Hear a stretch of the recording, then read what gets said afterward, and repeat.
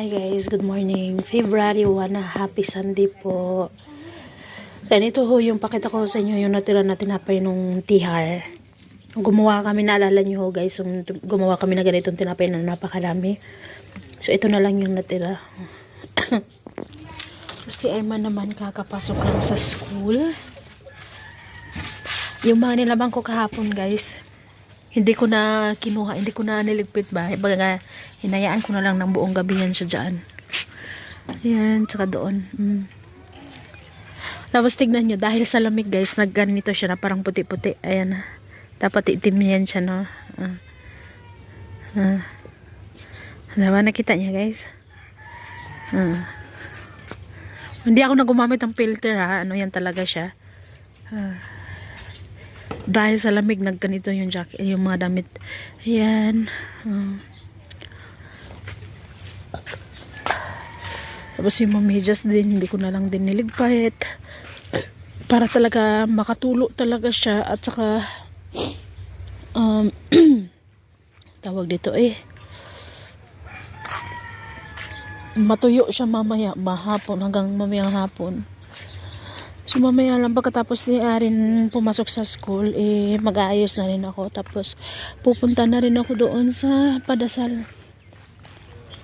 So update sa ating onion guys. Ayan na siya. Magaganda na talaga siya guys. Oh. So guys, pakita ko pala sa inyo. Tingnan nyo, ang dami ibon sa may lemon namin. Ginagawa na nila yung tambayan. Ang sarap dito guys, no? Kasi alam nyo yung ang dami mong marinig na ano ng ibon.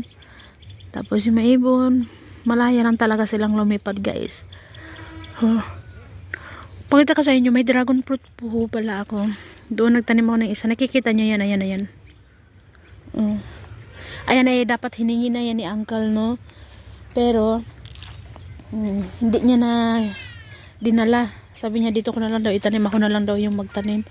Saka pag magbunga naman daw next time, bibigyan ko naman daw siya. Sabi ko oo, at saka hindi naman kasi kumakain yung mga bata niyan guys. Pero si RJ nagkakaano talaga siya, nagka-allergy ba, kaya natagam na jud ko atong higayon na nga nagkaon si RJ. Pati yung grabing allergy ni RJ ulo hang tugtiil gid ba nga, pati naghubag-hubag yun. So first time din yun ni RJ nung kumain ng dragon fruits. Ayan, hilim mo natin. Tsaka guys, pakita ko sa inyo yung lemon natin na kakaiba siya guys. Tignan niya, malaki siya, pahaba. So yung ubo ko guys, kahit inuman ko man ng lemon, ng ginger, hindi pa rin talaga siya nawawala dahil. So ito, yung isang dragon fruit ito, hindi ko alam kung itinanim ba ito ng binan kong lalaki or hinayaan niya na ganyan. Kasi yung dito na side yan. Tapos yung doon, yung biyanang kong lalaki nagtanim dito, naalala ko nung huling gala namin ng asawa ko, nung napunta kami doon sa parang tinatawag nila dito na masjid, masjid na mandir. Parang simbahan ba nila dito, dasalan nila dito. Ayan. Yung biyanang kong lalaki, yung biyanang ko kasi ng lalaki that time na A1, hindi kasi talaga yun sumasama yung biyanang kong lalaki.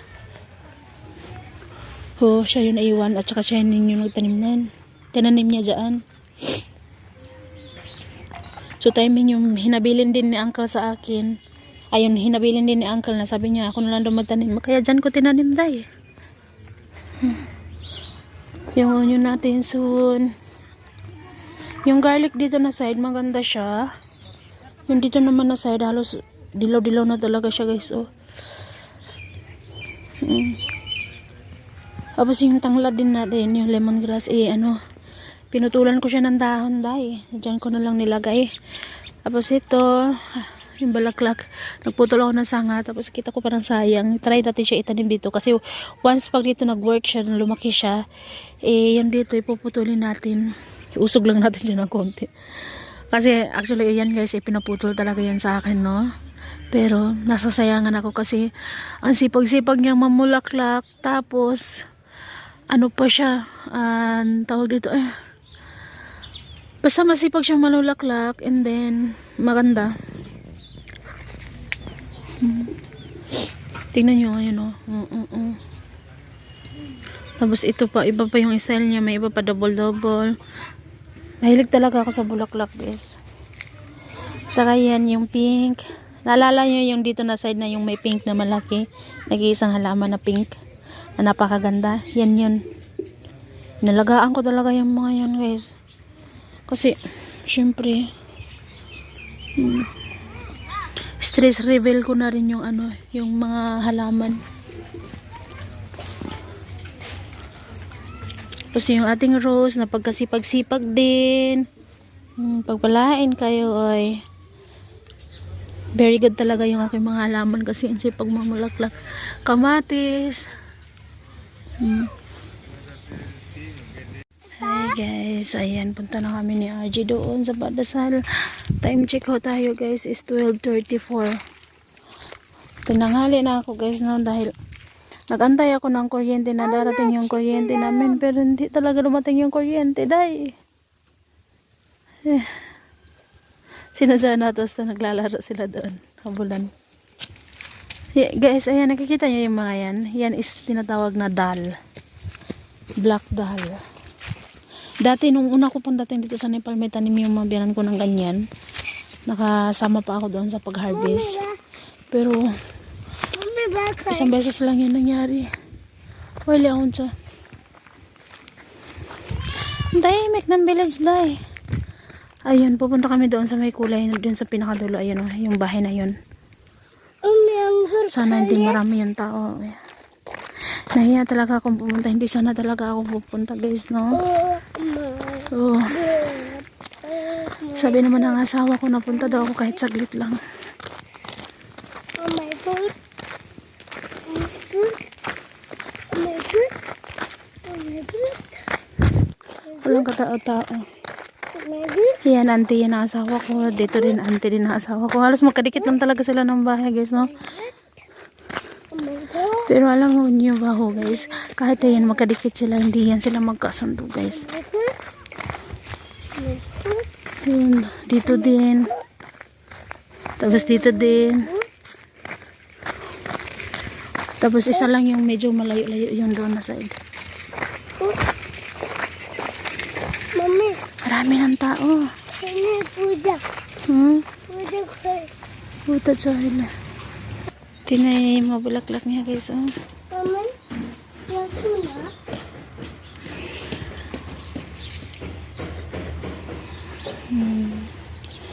Tapos ito. And then, ito din.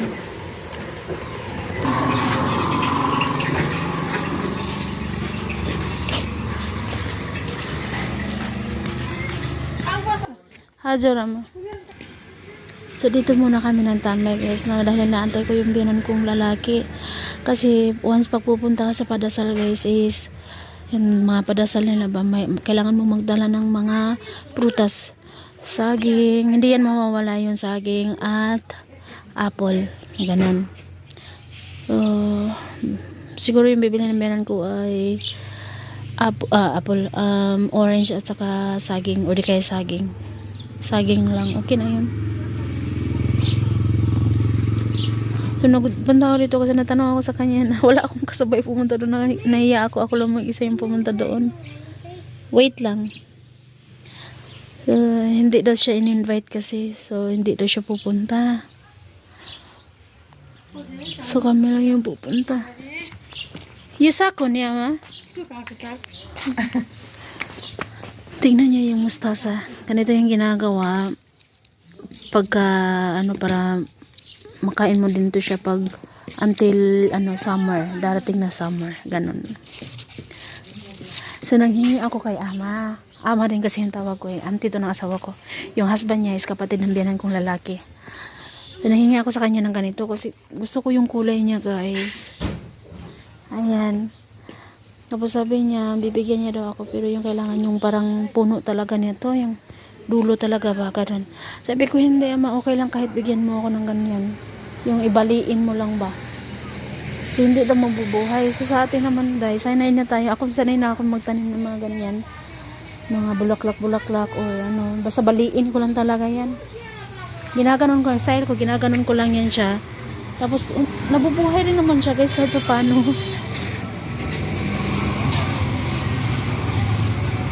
Oo, manghingi ako niyan. Kasi gusto ko yung kulay. Sabi ko ako mayroon akong ganyan. Pero yung white na may pagka-pink. Ang ginawa ko lang din nun is binali ko lang din yun. So nagulat siya kasi sabi niya, nabuhay? Oo, nabubuhay naman siya. So ito naman yung mustard oil. So guys, pasensya na kayo kung hindi nyo nakikita yung mukha ko ha. Kasi hinaharap ko talaga kung ano yung mga ganyan. Mustard oil. So ganito yan siya pag na-harvest mo na siya. Tapos dadalhin mo ito siya sa pagilingan ng bigas para mapigiling na siya at para maging mantika na. Ayan. Parang kami na lang ata yung hindi nakapunta pa doon na. Ayun lang naman yung bahay na yun. Ayun, oh. Tahimik no guys, no? At saka dito minsanan lang talaga ako makapunta dito.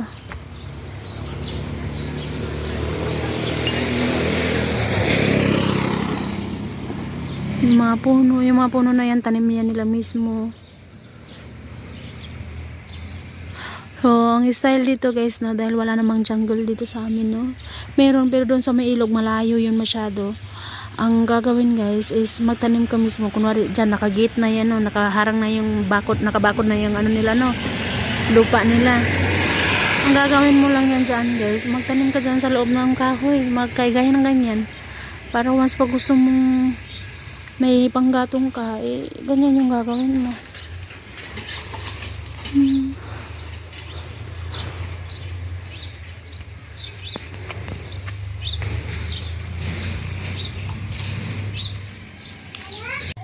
Guys, tignan niyo si RG guys.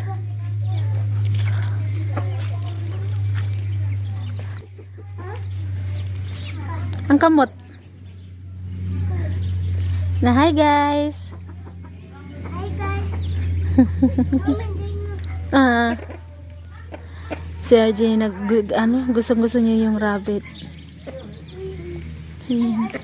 Tignan niyo yung alaga nila din dito guys. So, pato, manok.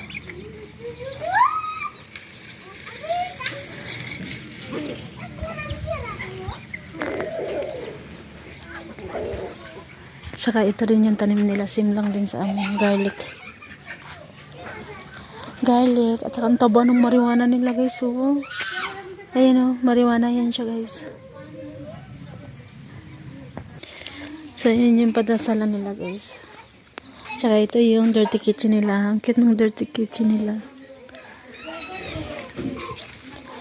So dito lang ako sa labas. Tapos naman na kaming kumain ni RG. Sabay kami ni RG kanina. Tapos may dalawa pa kaming kasabay. Igagaw sa kumbana o anti sa kumbana. Kasabay namin kanina. Hindi ako kumain ng kanin. Yung kinain ko lang yung parang tawag dito yung kheer, rice milk ba. Tapos atsar.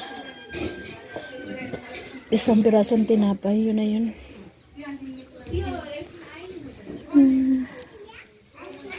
Uy, meron din pala sila nito ng ganito. Oh. Ang ganda ng bulaklak na ito guys. Pakita ko sa inyo ha. Ano nga ito? Parang nasa Korea ba yun or Japan? Yung ganito guys oh. Basta nakaganda ako na ito. At ang sipag niya rin mamulaklak. Dami yung bulaklak doon sa taas. So, yun oh. Basta nakita ko ito dati sa sa TikTok man ata yun or sa Facebook or YouTube. Basta para siyang nasa Korea or sa Japan, mga ganun.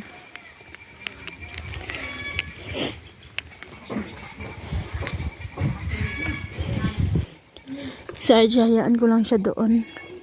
Tapos yung paaralan, yung school naman ni Naari nandun sa dulo guys. Pwede mo lang itong lakarin dito.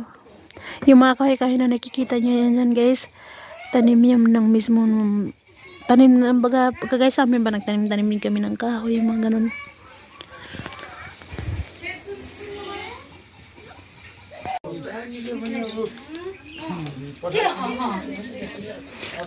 Walang tao masyado guys, kami lang.